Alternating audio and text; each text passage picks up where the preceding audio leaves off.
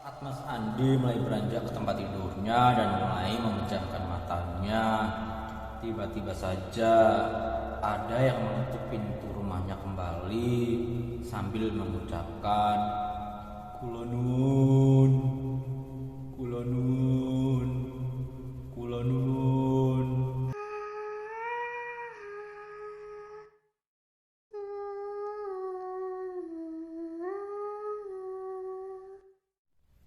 Assalamualaikum warahmatullahi wabarakatuh. Kembali lagi bersama saya Fian Tombahi di cerita horor area Magelang dan sekitarnya. Pada kesempatan hari ini saya akan menceritakan sebuah pengalaman yang dimana pengalaman ini terjadi pada salah satu siswa atau mahasiswa di Universitas Umum Muhammadiyah Kota Magelang, tepatnya di daerah Tidar. Jadi pengalaman ini menurut saya lumayan mencekam, jadi tetap saksikan dan tetap ikuti channel saya, jangan di skip. Sebut saja mahasiswa tersebut adalah Mas Andi. Mas Andi ini seorang remaja yang dimana beliau menyukai barang-barang antik, menyukai mobil atau menyukai motor tua. Jadi suatu ketika Mas Andi ini ingin membeli sebuah motor.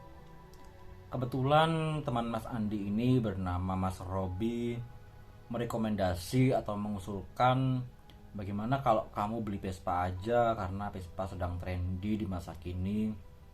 Dan kebetulan Mas Andi pun juga tertarik dengan Vespa.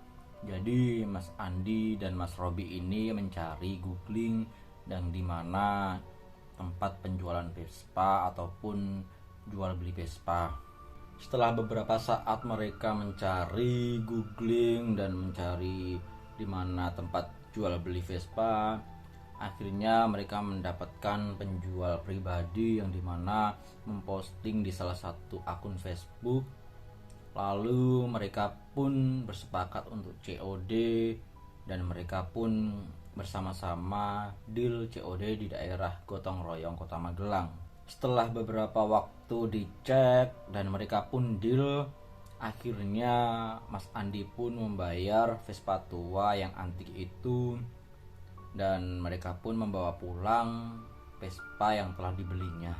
Dan kejadian mencekam ini terjadi kurang lebih sekitar 3 bulan yang lalu, yang dimana Mas Andi ini sedang mengendarai motor Vespa tua itu, sedang jalan keliling malam di area Kota Magelang.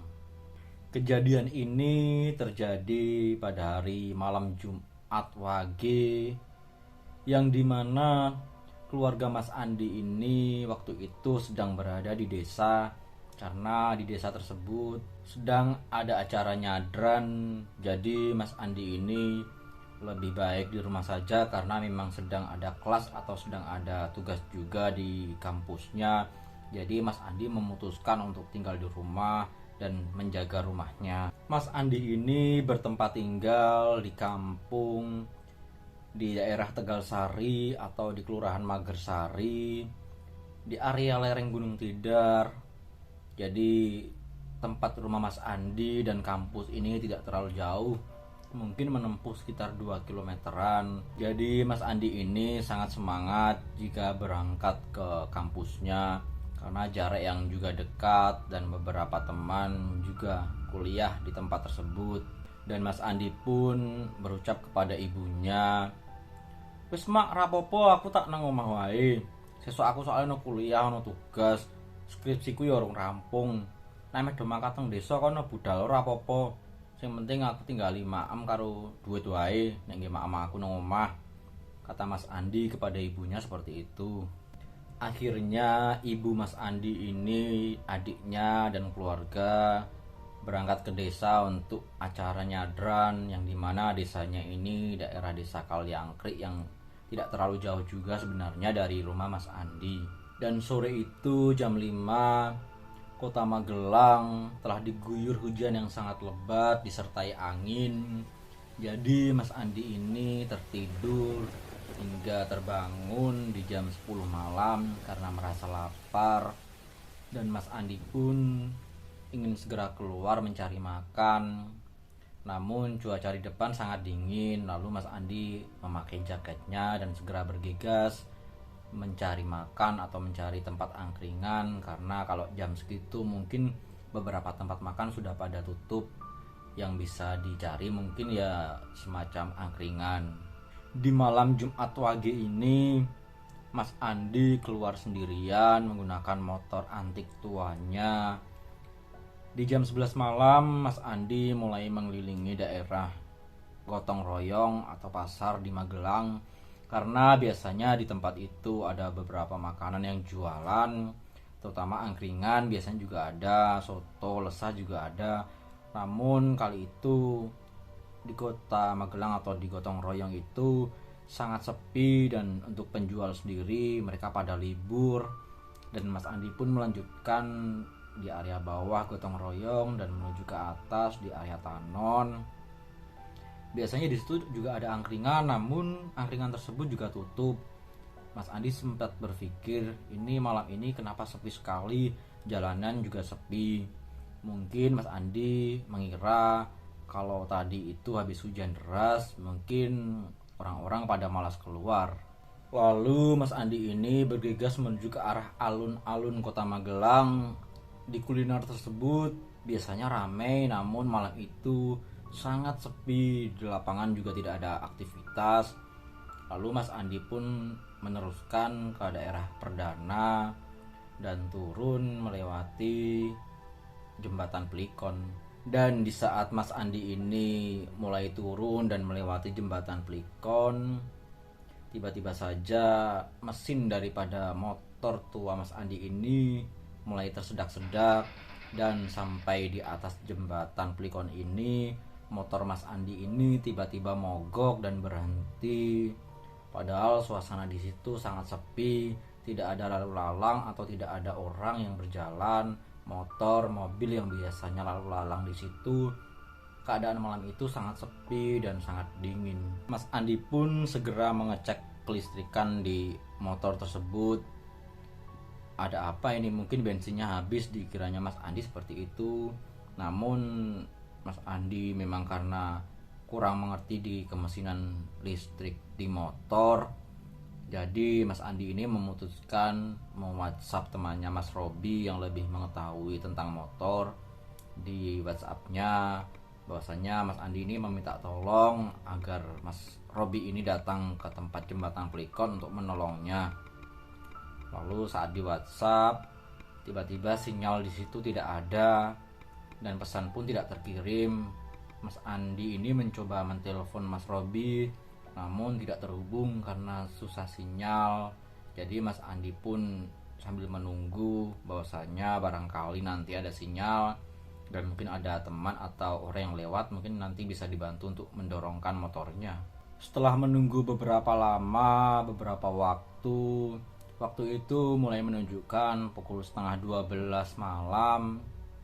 Tiba-tiba saja dari arah atas ada seorang kakek tua berbaju dan bercelana hitam, sedikit lusuh, memakai sandal jepit.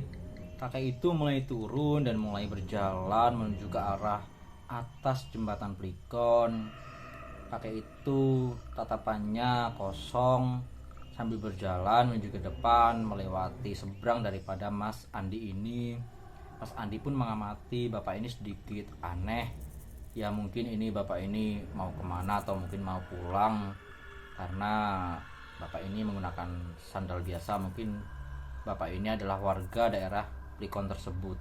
Mas Andi pun mengabaikan kakek-kakek tua itu yang berjalan di depannya.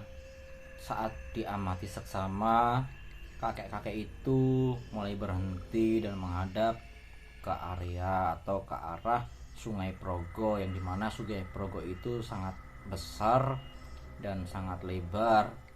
Bapak itu mengamati ke arah sungai sambil mengalamun, matanya tatapannya kosong.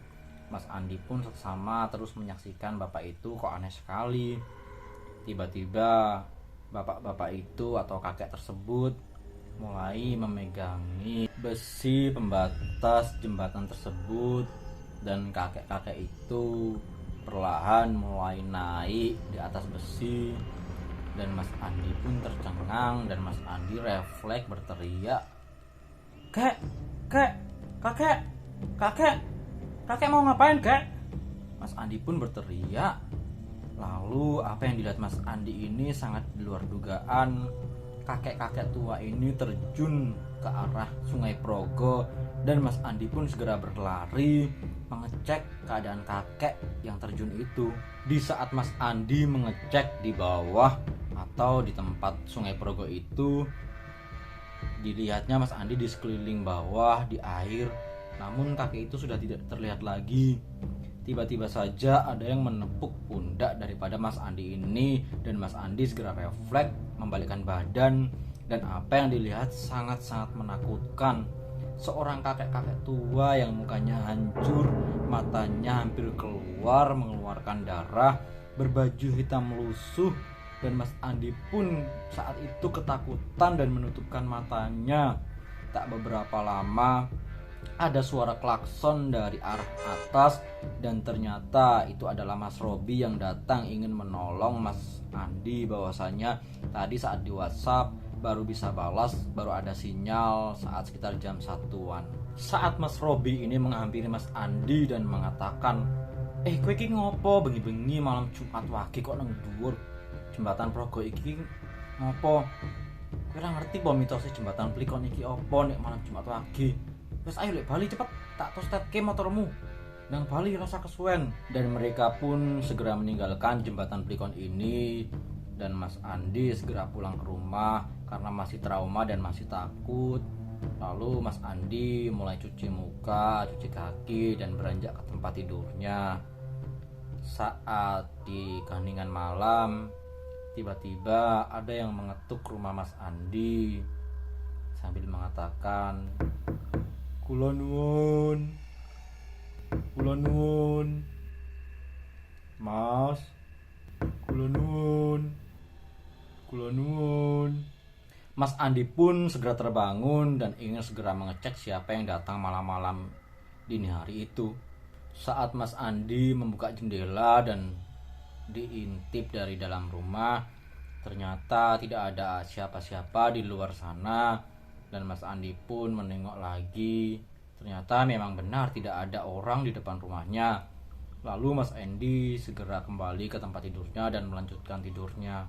Saat Mas Andi mulai beranjak ke tempat tidurnya dan mulai memejamkan matanya, tiba-tiba saja ada yang mengetuk pintu rumahnya kembali sambil mengucapkan, "Kula nuwun, kula nuwun, kula nuwun." Namun suara itu semakin lirih dan sangat mengganggu Mas Andi.